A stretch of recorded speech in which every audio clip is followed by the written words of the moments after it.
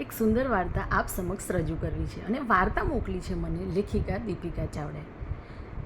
એક જોગણ માયા કરીને ગામ હતું. એમાં હજુ એક કૂવો, વડલો અને જૂની પરંપરા ચાલી આવતી હતી.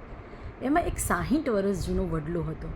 તેની પરંપરા એવી હતી કે જ્યારે પણ કોઈ દીકરીનો જન્મ થાય ત્યારે વડલાને ગાંઠ વાળવામાં આવતી હતી અને દીકરી વિદાય લે ત્યારે એ વડલાના મૂળની થોડી માટી દીકરીને આપવામાં આવતી હતી.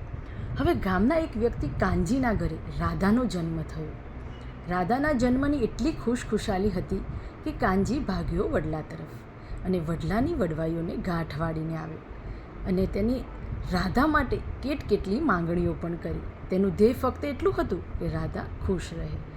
જોતજોતામાં રાધા ખૂબ મોટી થઈ ગઈ. સુંદર એવી દેખાતી રાધા શહેર તરફ આકર્ષાઈ, શહેરમાં ભણવા જતી અને ખૂબ જ હોશિયાર બની ગઈ.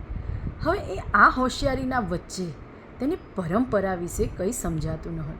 જ્યારે પણ હોય ત્યારે રાધા એના પપ્પાને એટલું જ કહેતી, પપ્પા આ શું છે, આ શું છે પપ્પા, કંઈ સમજાતું નથી. કે કંઈ પણ હોય, વડલાની જે વડવાઈઓ હોય એને ગાંઠો વાળવાની, તેની માટી બધાને સોંપવાની અને દીકરીને આપવાની.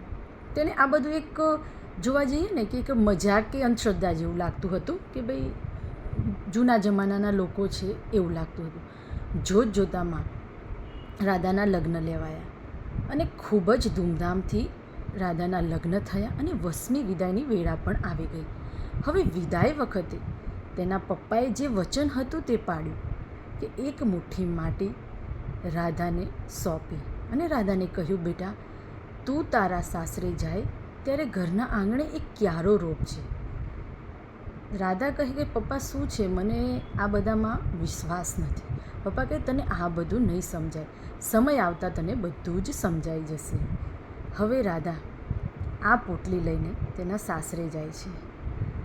ખૂબ જ મોટો બંગલો, નોકર ચાકર અને શહેરના આ ચકાચોંધ વાતાવરણમાં થોડા સમય તો એને ગમ્યું, પરંતુ તેને આગળ જતાં એના ગામડાની યાદ આવવા લાગી.